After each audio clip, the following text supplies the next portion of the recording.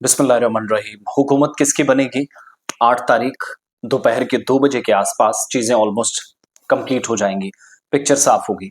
मगर मुलाकातों का सिलसिला और ये जो तजस्सुस है, ये जो जुस्तजू है, ये जो ख्वाहिशात हैं, इनकी कोई सीमा नहीं, इनकी कोई हद नहीं।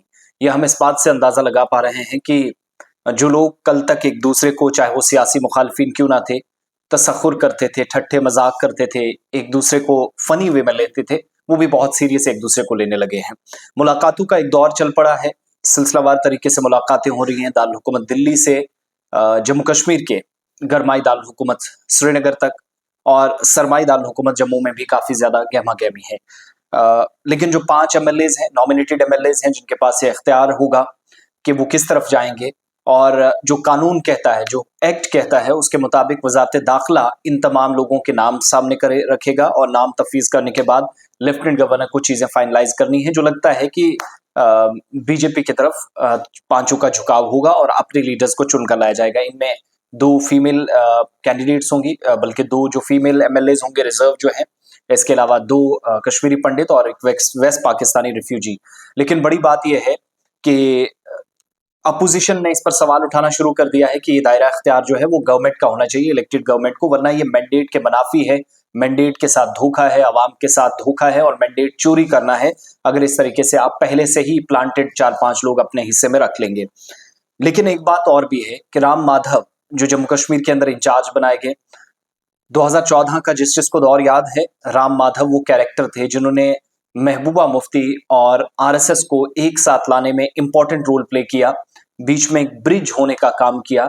वही राम माधव एक बार फिर से जम्मू कश्मीर के अंदर सरगर्म है, और पार्टी के अंदर जराया जो बीजेपी के सोर्सेज हैं वो इस बात की तस्दीक भी कर रहे हैं कि स्ट्रॉन्ग जो इंडिपेंडेंट कैंडिडेट्स हैं, जिनका अंदाजा बीजेपी को है कि वो जीत कर आएंगे, श्रीनगर और वादी कश्मीर के बाकी इलाकों में उनसे मुलाकातों का सिलसिला और उन तक पहुंचने का सिलसिला राम माधव ने शुरू कर दिया है। पार्टी के सीनियर लीडर्स से वो श्रीनगर में भी मिले हैं, और कम्युनिकेशन जो है potential independent candidates who will definitely win, या जिनके चांसेस ज्यादा हैं, उनको कश्मीर वैली के अंदर अपनी तरफ लाने के लिए। और कल जाकर नंबर गेम जो होगी वो बड़ी इंपॉर्टेंट होगी, और बहुत सारे न्यूज़पेपर्स ने भी आज ये छापा है कि ये जो हाथ बढ़ाने का और दोस्ताना ताल्लुकात या रवैया अख्तियार करने का सिलसिला काफ़ी तेज़ हुआ है। और जम्मू सूबे के अंदर भी इंडिपेंडेंट कैंडिडेट्स हैं, लेकिन मैक्सिमम एरिया में कांग्रेस और बीजेपी आमने सामने है, तो सवाल ही नहीं बनता कि दोनों एक साथ जाएं। तो एमएलएज जो कश्मीरी पंडित्स को और वेस्ट पाकिस्तानी रेफ्यूजीज को, जबकि 2 खवातीन जो फीमेल हैं, जो पहले भी पार्टी वाइज आपको याद होगा कि रिजर्व होते थे, 2 को लाते थे, लेकिन इस बार 5 है, ये रूल इसमें रखा गया है। उसके मुताबिक कम से कम 48 सीट सरकार बनाने के लिए जो होनी चाहिए, तो ये 95 मेंबर्स में से 48 मेंबर्स ये बन जाएंगे बड़ी आसानी से। लेकिन एक हंग असेंबली जरूर होगी, जहां पर आप देखेंगे लार्जेस्ट पार्टी नेशनल कॉन्फ्रेंस भी हो सकती है, पीडीपी भी हो सकती है, और लार्जेस्ट पार्टी हो सकती है बीजेपी भी। तीनों में से कोई भी हो सकती है, तो इंतजार करना होगा। मगर ये जो मुलाकातें वो बताती हैं कि जम्मू कश्मीर ऑर्गेनाइजेशन एक्ट 2019 या आर्टिकल 370 की तनसीख के बाद ये जो बड़ा इलेक्शन है, गवर्नमेंट के पास अगरचे उतने इख्तियारात नहीं होंगे, लेकिन गवर्नमेंट बनाने के लिए जो इस वक्त होड़ लगी है, लीडरान एक दूसरे के पीछे भाग रहे हैं, वो बताता है कि हम किस तरफ जा रहे हैं। नंबर 1। नंबर 2, उमर अब्दुल्ला जो विदेश दौरे से वापस लौट कर आए हैं, और पार्टी ने ये तो क्लियर कर दिया है कि कोई नॉन इंडिया अलायंस जो कैंडिडेट्स हैं या फिर कोई पार्टनर है तो उसके साथ वो नहीं जाएंगे, इंक्लूडिंग बीजेपी, इनके साथ नहीं जा सकते। जो कल उमर अब्दुल्ला ने भी उससे पहले साफ किया था। परसों उनका एक बयान आया जिसमें उन्होंने कहा कि this will be the death of my politics, यहाँ मेरी सियासत का खात्मा होगा, सियासी करियर की एक तरह से उनके मुताबिक सजा होगी, मौत होगी, और अवाम के साथ दगा अगर वो बीजेपी के साथ जाते तो उन कयास आराइयों को दूर कर दिया। दूसरी बात ये कि उमर अब्दुल्ला की जानिब से ही जब वो बयान आया तो 12 घंटों के बाद कल नेशनल कॉन्फ्रेंस ने एक्स पर एक और हैंडल पर ट्वीट किया, और उस एक्स के पोस्ट में भी कहा कि किसी भी पार्टनर के साथ बैकडोर कोई भी किसी तरह की कोई बातचीत या मुज़ाकरात या डेलिब्रेशंस, कोई वार्तालाप नहीं हो रही है, तो इन र्यूमर्स पर किसी तरीके से तवज्जो देने की जरूरत नहीं है। लेकिन कांग्रेस ने भारतीय जनता पार्टी पर आवाम के मैंडेट को चोरी करने, जुगाड़ लगाने और 5 नॉमिनेटेड मेंबर्स को अपनी तरफ चुन कर लाने के इल्जामात लगाए हैं, जिस पर जवाब भी दिए जा रहे हैं। दूसरी बात यह है कि 5 एमएलए जो होंगे, जब ऑलरेडी लेजिस्लेचर आपके पास होगा, तो लेजिस्लेचर कंप्लीट होने के बाद ये 5 एमएलए जो हैं, ये 5 एमएलए जो हैं ये उसके बाद मेजॉरिटी किसकी होगी उस तरफ जाने का हक रखते हैं।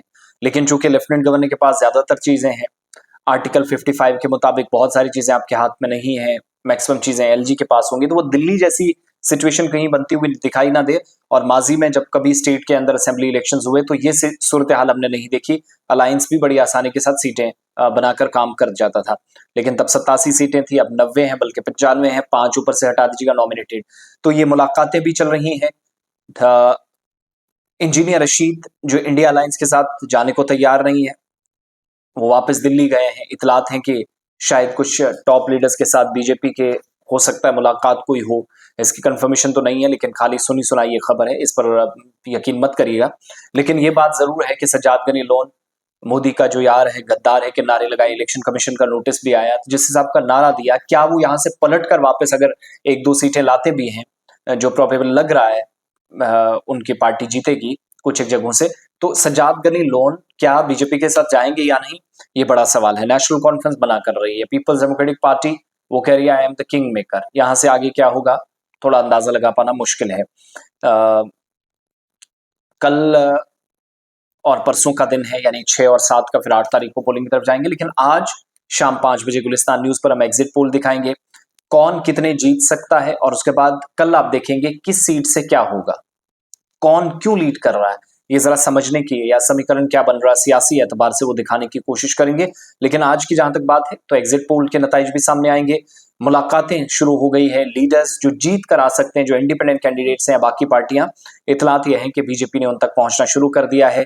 विद इन कोर ग्रुप ये बैठकें चल रही थी। और दूसरी बात यह है कि कांग्रेस ने भी साफ कर दिया है कि जो हम ख्याल जमाते हैं उनके लिए दरवाजे खुले हैं, वो आ सकते हैं। तो सैयद मोहम्मद अल्ताफ बुखारी साहब भी शायद 2-3 सीटें अगर लेकर आते हैं, वो भी लगता नहीं है कि अपोजिशन के साथ जाएंगे, मुमकिन है कि वो बीजेपी के साथ जाएं। अगर ऐसा नहीं होता फिर अपोजिशन में बैठना शायद वो पसंद करें। तो ये ओवरऑल सिचुएशन है जो अभी तक की बन रही है। हुकूमत किसकी होगी ये मैंडेट जो मिला है उसने तय करना है, मगर ये साफ है कि डेलिब्रेशन शुरू हो गई है। कौन कहां पर क्या नंबर गेम लेकर आएगा और किस हिसाब से गवर्नमेंट बनाएगा, गवर्नमेंट फॉर्मेशन बड़ी इंपॉर्टेंट होगी, उसके लिए तैयारियां इस वक्त शुरू हो गई हैं।